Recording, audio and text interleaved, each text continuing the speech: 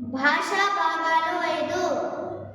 1 నామవాచకం, 2 సర్వనామం, 3 క్రియ, 4 విశేషణము, 5 అవ్యయము.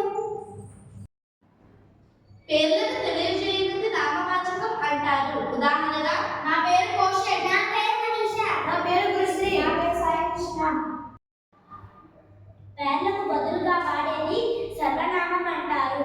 ఉదాహరణ అతడు, ఇతడు, అవి, ఇవి, ఆమె, ఈమె, వారు, వీరు. క్రియ పనిని తెలియజేయనది. ఉదాహరణ వచ్చారు, వెళ్ళినది, చిన్నవారు, వెళ్ళింది. విశేషణము గుణమును తెలియజేయనది.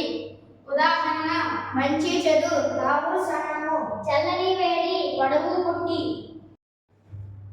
లింగ వచన విభక్తుల చేత మార్పు చెందని పదాలను అవ్యయము అంటారు. ఉదాహరణ